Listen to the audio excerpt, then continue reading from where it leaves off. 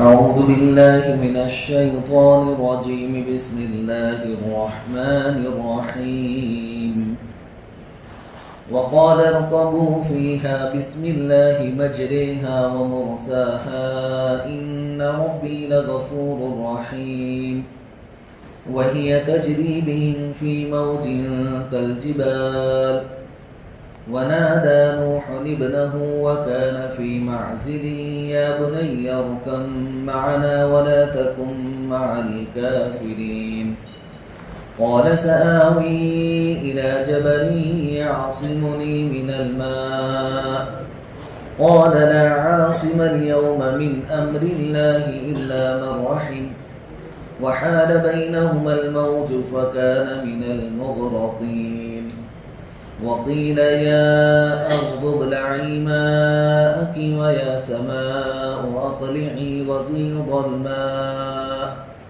وقضي الأمر واستوت على الجودي وقيل بعدا للقوم الظالمين صدق الله العظيم.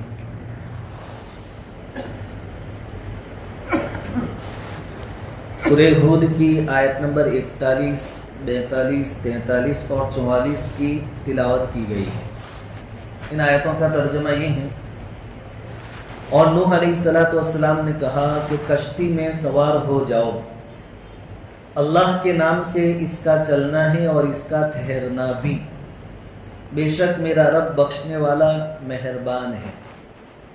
اور کشتی پہاڑ جیسی موجوں کے درمیان ان کو لے کر چلنے لگی. اور نوح علیہ السلام نے اپنے بیٹے کو پکارا جو اس سے الگ تھا کہ میرے بیٹے ہمارے ساتھ سوار ہو جا اور کافروں کے ساتھ مت رہ. اس نے کہا میں کسی پہاڑ کی پناہ لے لوں گا جو مجھ کو پانی سے بچا لے گا. نوح علیہ السلام نے کہا کہ آج کوئی اللہ کے حکم سے بچانے والا نہیں مگر وہ جس پر اللہ رحم کرے. اور دونوں کے درمیان موج حائل ہو گئی اور وہ ڈوبنے والوں میں شامل ہو گیا. اور کہا گیا کہ زمین اپنا پانی نگل لے اور یہ آسمان تھم جا، اور پانی سکھا دیا گیا اور معاملے کا فیصلہ ہو گیا. اور کشتی جودی پہاڑ پر ٹھہر گئی اور کہہ دیا گیا کہ دور ہو ظالموں کی قوم. خیر کشتی بن کر تیار ہو گئی. تنور سے پانی نکلنے لگا، آسمان سے پانی برسنے لگا. اللہ تعالیٰ کے حکم کے مطابق نوح علیہ السلام نے کشتی میں سب سے پہلے جانوروں کا ایک ایک جوڑا رکھ دیا. اس کے بعد جو لوگ آپ پر ایمان لائے تھے ان کو نوح علیہ السلام نے کہا کہ اس کشتی کے اندر سوار ہو جاؤ. وقال اركبوا فيها، ایمان والوں کشتی میں سوار ہو جاؤ. بسم اللہ مجریہا ومرساہا، اور جب کشتی میں سوار ہو جاؤ تو کسی قسم کا خوف مت رکھنا، کیونکہ اللہ کے نام سے اس کشتی کا چلنا ہے اور اس کا ٹھہرنا ہے. یہ ذرا بھی ٹینشن مت لینا کہ کشتی کہیں غرق ہو گئی، الٹی ہو گئی یا کہیں پھنس گئی. ذرا بھی ٹینشن مت لینا، کیونکہ اللہ کے نام سے اس کا چلنا ہے اور اللہ کے نام سے ہی ٹھہرنا ہے. حدیث میں آتا ہے جس کا خلاصہ اور مفہوم یہ ہے کہ ہر بڑے اور ہر اچھے کام کے شروع میں اللہ کا نام لینا چاہیے. یہاں نوح علیہ السلام اور ان کی قوم کے جو ماننے والے تھے ان کے لیے تو زندگی اور موت کا مسئلہ تھا، کیونکہ اللہ کا عذاب آ رہا تھا، تو انہوں نے اللہ کا نام لیا. حضور صلی اللہ علیہ وسلم فرماتے ہیں کہ ہر وہ کام جو بڑا ہو اس کے شروع میں اگر اللہ کا نام نہیں لیا گیا، اللہ کا ذکر نہیں کیا گیا، اللہ کو یاد نہیں کیا گیا، تو وہ کام سمجھو ادھورا ہے. کوئی بھی کام اس کی برکت ختم ہو جائے گی. ایک حدیث میں یہ الفاظ ہے کہ وہ ایسا ہے جیسے دم کٹ گئی ہو کسی جانور کی. دم بغیر کا جانور کیسا دکھتا ہے، ویسا تمہارا کام بھی بھدا ہوگا، جیسا ہونا چاہیے ویسا نہیں ہوگا. تو ہر اچھے کام سے پہلے بسم اللہ پڑھیں. یہ جو دعا ہے بسم اللہ مجریہا ومرساہا ان ربی لغفور رحیم، سمندری سفر جب ہم کریں کشتی وغیرہ میں اس وقت پڑھنے کی یہ دعا ہے. بسم اللہ مجریہا، وَمُرْسَاهَا إِنَّ رَبِّي لَغَفُورٌ رَحِيمٌ.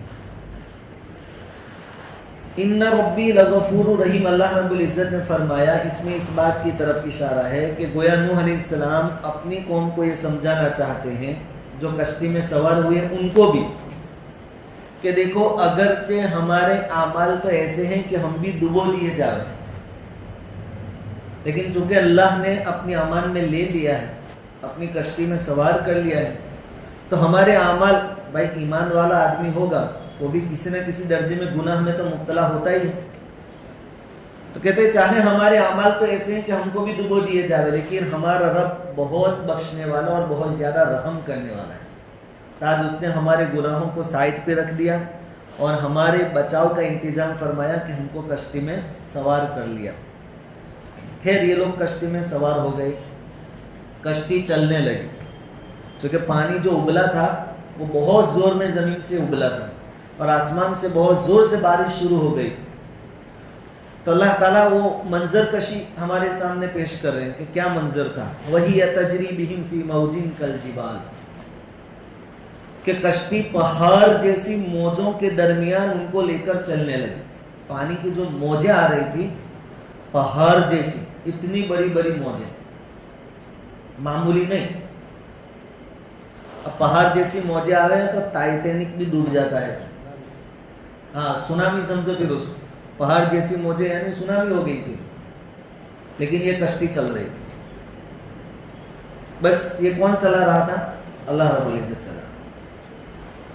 یہاں شروع میں جو آیا بسم اللہ مجریہا ومرساہا، اس میں ایک نقطہ مفسرین نے یہ بھی لکھا ہے کہ ایمان والوں کی زندگی اور غیروں کی زندگی میں یہی فرق ہوتا ہے کہ غیر جو ہوتے ہیں وہ ظاہری اسباب کو دیکھ کر یہ سمجھتے ہیں کہ یہی سسٹم چل رہا ہے اور ہم چلا رہے ہیں. گاڑی میں بیٹھیں گے تو ان کو اپنی ڈرائیونگ پر اعتماد اور بھروسہ ہوگا، غیر کو جس کا ایمان اللہ پر نہیں، اور وہ ظاہر کو دیکھیں گے، بھائی گاڑی کا ٹائر بہت اچھے ہیں اور سروس بھی اس کی فل ہوئی ہے، الائنمنٹ بھی برابر ہے، میرا ڈرائیونگ بھی برابر ہے، اب کوئی ٹینشن نہیں آئے. یہ ان کی باتیں ہوتی ہیں. اور ایمان والے کے پاس یہ سب کچھ ہو تو بھی اس کی زبان پر کیا ہوتا ہے کہ اللہ تعالیٰ آسانی کے ساتھ ہمارا سفر پورا کروا دے. اس کا دھیان نہ ٹائروں کی اچھائی کی طرف ہوتا ہے، نہ گاڑی کے الائنمنٹ کی طرف ہوتا ہے، نہ نئی ہے یا پرانی اس پر ہوتا ہے. کیسی بھی گاڑی ہو وہاں تو بس دعا کرنا اللہ سفر آسان کرے. تو یہاں ایمان والوں کی اور غیروں کی زندگی میں یہ فرق ہے. ایمان والے ہر چیز میں ظاہر کی طرف نہیں دیکھتے، اس کے پیچھے جو طاقت کام کری ہے اس کی طرف دیکھتے ہیں، اور غیر ظاہر کی طرف دیکھتے ہیں. اب یہ کشتی کے بارے میں ہم نے کل سنا تھا کہ اس کی لمبائی 300 گز، ایک گز 3 فٹ کا، 3 فٹ کا ایک گز، یعنی کشتی کی لمبائی ہے 900 فٹ لمبائی، اور 50 گز چوڑائی یعنی 150 فٹ اس کی چوڑائی، اور 30 گز اونچی ہے یعنی 90 اور 100 کے قریب فٹ اونچی ہے.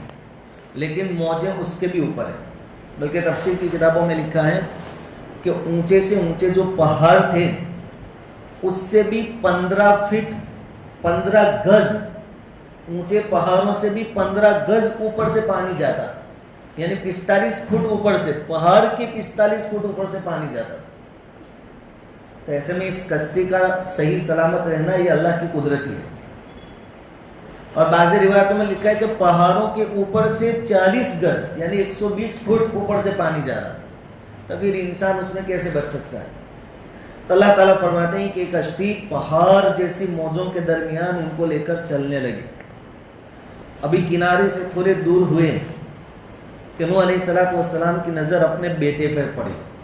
4 بیٹے تھے، اس میں سے 3 ایمان لے آئے تھے، ایک نہیں لایا تھا، اس کا نام کنعان تھا. اب چونکہ وہ مسلمان نہیں ہوا تھا اس لیے کشتی میں اس کو شامل نہیں کیا گیا تھا.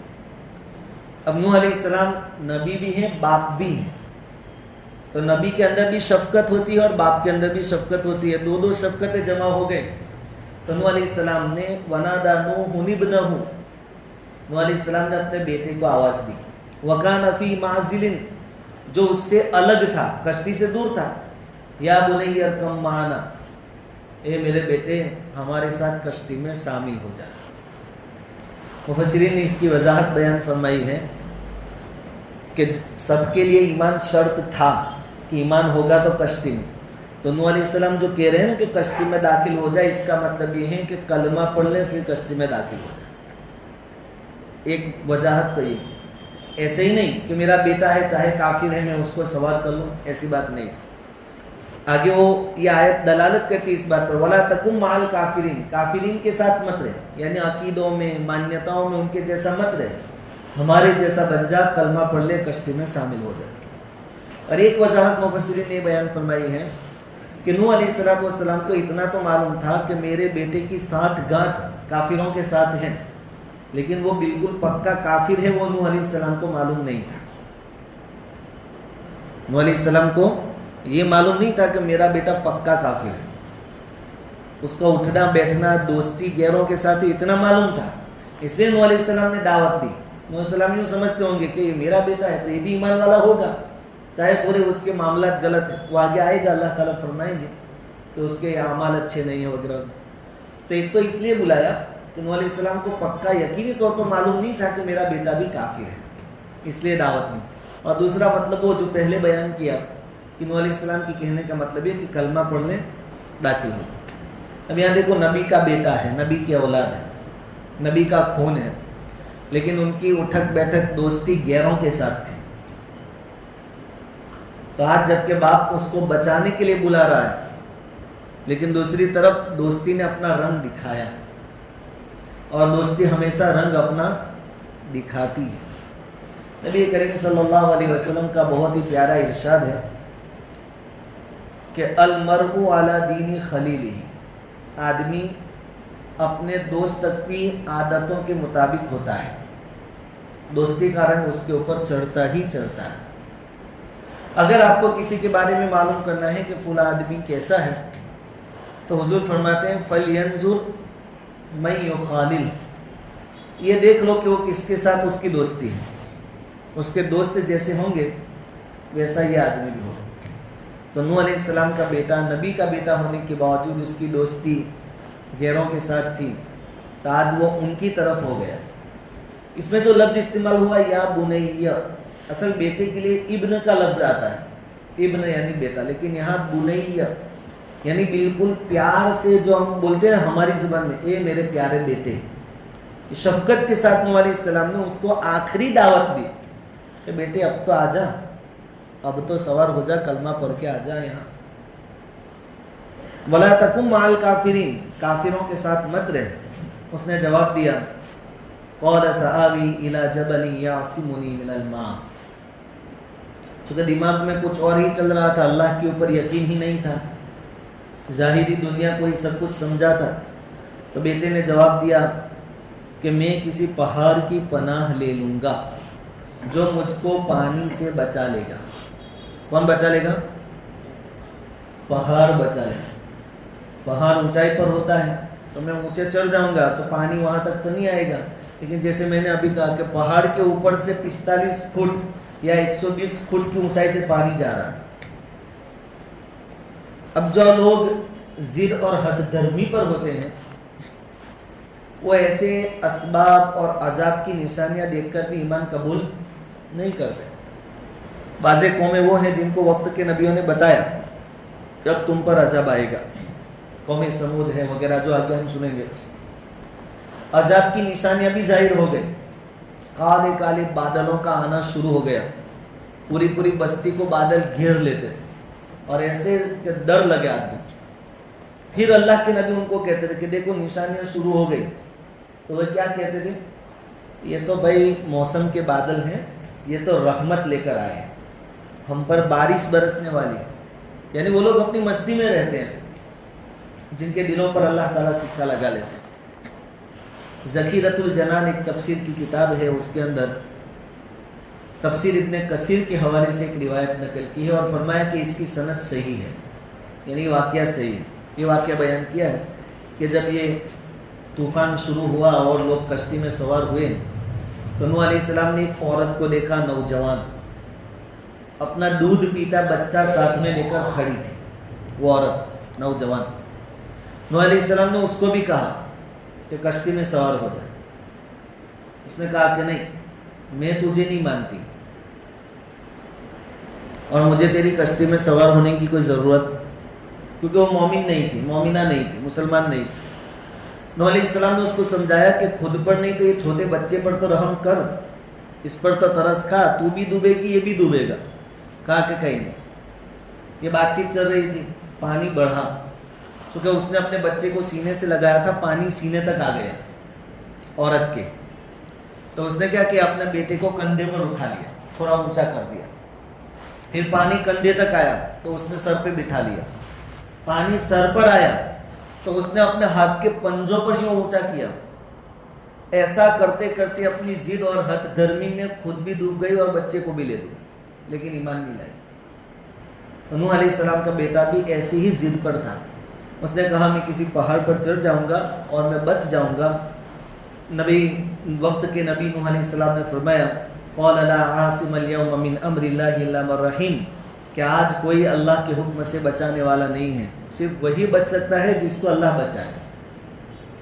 باقی کوئی بھی دوسرا سبب اختیار کرے گا کوئی بچنے والا نہیں ہے. وحال بینہما الموج فکان من المغرقین. اب باپ بیٹے کی بات چیت چل رہی تھی، باپ سمجھا رہا ہے کہ ادھر آ جا، اور بیٹا انکار کر رہا ہے کہ میں نہیں آؤں گا.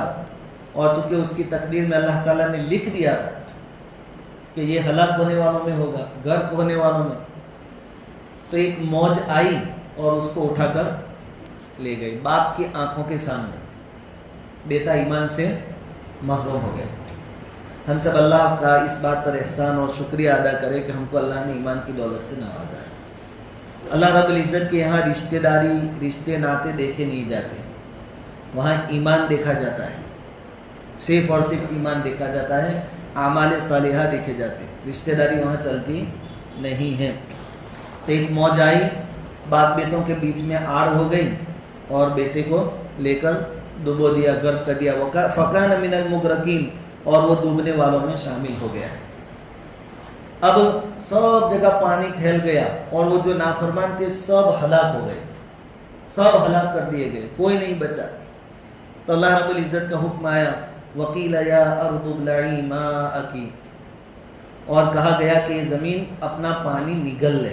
زمین سے جو پانی نکلا تھا اب کام پورا ہو گیا، سب کا کھیل ختم کر دیا، ہلاک کر دیے گئے سب. تو اللہ تعالیٰ نے زمین کو حکم دیا کہ جو پانی تو نے نکالا ہے وہ واپس لے. تو زمین نے اپنا پانی واپس لے لیا. وَيَا سَمَاءُ أَقْلِعِي، اور آسمان کو اللہ تعالیٰ نے حکم دیا کہ تھم جا، اب بارش بند ہو گئی. تو زمین سے نکلا ہوا پانی زمین میں چلا گیا. آسمان سے جو پانی برسا تھا اس کے ذریعے اللہ تعالیٰ نے ندی، نالے اور نہریں جاری کر دی. یعنی زمین پوری پھر پانی سے خوش ہو گئی اور ندی، نالے، دریا، سمندر وغیرہ وہاں سے جو آسمان سے پانی برسا تھا اس میں سے اللہ تعالیٰ نے بہا دیے. وقیل بعدا للقوم الظالمین. اچھا، یہاں زمین کو حکم دیا گیا اور آسمان کو حکم دیا گیا. زمین سے کہا گیا پانی نگل، آسمان سے کہا رک جا. اب زمین اور آسمان ہمارے جیسے سمجھدار تو ہے نہیں، جی شعور جو سمجھتے ہو. ابھی ہم زمین سے بات کریں تو وہ ہماری بات ماننے والے ہیں، نہیں تو پھر یہ کھلاڑی لوگ جہاں چاہتے وہاں میدان بنا لیتے. زمین سے کہہ دیتے کہ بھائی یہاں کھیلنے کا ارادہ ہے، ذرا اچھے سے میدان اتنے بائی اتنے کا ہو جانا. اللہ نے ان سے بات کی. آسمان سے ہمارا کچھ رشتہ ناتا ہوتا اور ہماری بات مانتا تو 29ویں روزے چاند کے بارے میں ابھی سے بات کر لیتے کہ 29 کو نکال دیو چاند جنا، پھر دھندنا نہیں پڑے. ہاں 28 کی بھی کوشش کرتے بھی نہیں. تو اللہ تعالیٰ نے ان سے بات کی. یہ تو غیر ذی شعور ہے، ان کے اندر سمجھ تھوڑی ہے ہمارے جیسے. دیکھو اسلام اس کے بارے میں کیا سوچتا ہے. ہمارا کہنا یہ ہے کہ ان چیزوں کے اندر بھی سمجھ ہے، یہ بھی ذی شعور ہے. شعور یعنی سمجھ، لیکن اپنے اپنی حیثیت کے حساب سے. ہمارے جتنا شعور نہیں ہے انسانوں جتنا. سب سے زیادہ شعور انسان میں، تو اس کو شریعت کا مکلف بنایا گیا. باقی تمام چیزیں سمجھتی ہے اپنے اپنے حساب سے. درخت ہو، زمین ہو، آسمان ہو، لکڑی ہو، لوہا ہو، پیتل ہو، کچھ بھی ہو، سب سمجھتے. اس لیے تو اللہ تعالیٰ نے ان سے بات کی. اور قرآن نے دوسری جگہ فرمایا ہے وَإِن مِّن شَيْءٍ إِلَّا يُسَبِّحُ بِحَمْدِهِ وَلَٰكِن لَّا تَفْقَهُونَ تَسْبِيحَهُمْ کہ دنیا میں کوئی چیز ایسی نہیں ہے جو اللہ کی تسبیح بیان نہ کرتی ہو, تم سمجھتے نہیں ان کی تسبیح. تو کوئی پتھر, درخت, ذرہ, لوہا, پیتل, کچھ بھی ہو, ہر ایک اللہ کی تسبیح بیان کرتے ہیں. اور تسبیح کس کی بیان کی جاتی ہے؟ تسبیح کے لیے معرفت چاہیے. میں جس کو پہچانتا ہوں, جس کی عظمت میرے دل میں ہو, اس کی میں تسبیح بیان کروں گا. بھائی ہم اللہ کی تسبیح کیوں بیان کرتے ہیں؟ کہ ہم جانتے ہیں کہ اللہ تسبیح کے لائق ہے, وہ بہت بڑی ذات ہے اور اسی کی حمد اور ثنا ہونی چاہیے, تعریف ہونی چاہیے. یعنی ہماری عقل تقاضا کرتی ہے کہ اللہ کی تعریف ہو. تو یہ ساری چیزیں بھی اللہ کی تسبیح بیان کرتی ہے. اس کا مطلب یہ ہوا کہ ان کے اندر بھی عقل ہے, فہم ہے, سمجھداری ان کے اندر بھی ہے. تو اللہ تعالیٰ نے ان سے خطاب فرمایا. زمین سے کہا پانی واپس لے رہے, آسمان سے کہا کہ اب بارش بند ہو جاوے, ٹھہر جا. وَغِيضَ الْمَاءُ اور پانی سکھا دیا گیا, چونکہ زمین کا زمین میں چلا گیا, باقی نہر, ندی, نالوں میں چلا گیا, زمین سوکھ گئی. وَقُضِيَ الْأَمْرُ اور معاملے کا فیصلہ ہو گیا. ہماری زبان میں کہا تو کام پورا ہو گیا. جن کو عذاب دینا تھا عذاب آ چکا, سب ہلاک کر دیے گئے. وَاسْتَوَتْ عَلَى الْجُودِيِّ اور یہ کشتی جودی پہاڑ کے اوپر ٹھہری. جودی پہاڑ, جودی پہاڑ عراق کے اندر, عراق اور آرمینیا کی سرحد کے پاس موجود ہے آج بھی جودی پہاڑ. اور مفسرین نے لکھا ہے کہ یہ کشتی 10 رجب سے چلی تھی. رجب کی 10 تاریخ سے چلی تھی. مسلسل 6 مہینے چلنے کے بعد 10ویں محرم کو جودی پہاڑ پر رکی تھی. 10ویں محرم. اور وہ پہاڑ ہمالیہ پہاڑ جو کتنا بڑا ہے, اتنے بڑے بڑے پہاڑ, بلکہ اس سے بھی وہ بڑے پہاڑ, اس کے اوپر رکی 6 مہینے لگاتار چل کر. اور یہ بھی لکھا ہے کہ چلتے چلتے یہ بیت اللہ کے قریب بھی گئی تھی یہ کشتی, جس کے اندر ایمان والے اور حضرت نوح علیہ السلام سوار تھے. تو اللہ تعالیٰ نے, پانی وہاں بھی تھا, پوری دنیا میں پانی تھا. نوح علیہ السلام کا جو طوفان تھا وہ عام تھا. تو اللہ تعالیٰ نے اس وقت اپنے گھر کو اٹھا لیا تھا. بیت اللہ جو ہے کعبہ, اس کو اللہ تعالیٰ نے اونچا کر دیا تھا. اس کشتی نے 7 چکر لگائے, یعنی طواف کیا. کشتی نے کیا کیا؟ طواف. پھر وہاں سے چلی اور 6 مہینے کے بعد 10ویں محرم کے دن جودی پہاڑ کے اوپر ٹھہرے. جب نیچے اترے, نوح علیہ السلام نے اپنے ماننے والوں سے کہا کہ اللہ تعالیٰ نے ہم سب کو بچا لیا, اس پر ہم بطور شکرانہ کے روزہ رکھیں گے. یہ ہے 10ویں محرم کا روزہ. نوح علیہ السلام اور آپ کے ماننے والوں نے رکھا ہے. بلکہ مفسرین نے یہ بھی لکھا ہے کہ جو جانور, ایک ایک جوڑا شامل کیا گیا تھا, جانوروں نے بھی اس دن روزہ رکھا بطور شکریہ. تو ہمیں بھی کوئی نعمت, خوشی حاصل ہو تو شکریہ کا روزہ بھی ہم رکھ سکتے ہیں, صدقہ خیرات بھی کر سکتے ہیں, 2-4 رکعت شکریہ کی نماز بھی ہم کو پڑھنی چاہیے. سب نے روزہ رکھا. یہ سلسلہ چلتا رہا جب تک نبی کریم صلی اللہ علیہ وسلم پر روزے کی آیتیں فرض ہونے کی نازل نہیں ہوئی تھیں. تب تک صحابہ کرام اور حضور بھی 10ویں محرم کا روزہ رکھتے تھے. 10ویں محرم کا روزہ رکھنا بلکہ فرض تھا اس وقت تک. ابھی رمضان کے روزے فرض نہیں ہوئے تھے. پھر جب سن ہجری 2 میں رمضان کے روزے فرض ہوئے, رمضان کے روزے, تو یہ 10ویں محرم کا یعنی عاشورہ کا روزہ جو فرض تھا اس کی فرضیت ختم کر دی گئی کہ اب ضروری نہیں, لیکن فضیلت آج بھی باقی ہے. فرضیت ختم ہو گئی, فضیلت آج بھی, کہ گزشتہ سال کے گناہ معاف ہو جائیں گے, اگلے سال کے گناہ معاف ہو جائیں گے, اور الحمدللہ بہت سارے لوگ رکھتے ہیں. تو اس طریقے سے کشتی وہاں 6 مہینے کے بعد پہنچی. وقیل بعدا للقوم الظالمین اور کہہ دیا گیا کہ دور ہو ظالموں کی قوم, یعنی اللہ کی رحمت سے دور ہو گئی, اور جو بھی اللہ کی رحمت کے دائرے سے باہر گیا وہ ختم ہو گیا. تو یہ واقعہ اللہ تبارک و تعالیٰ نے حضور صلی اللہ علیہ وسلم کی تسلی کے لیے نازل فرمایا.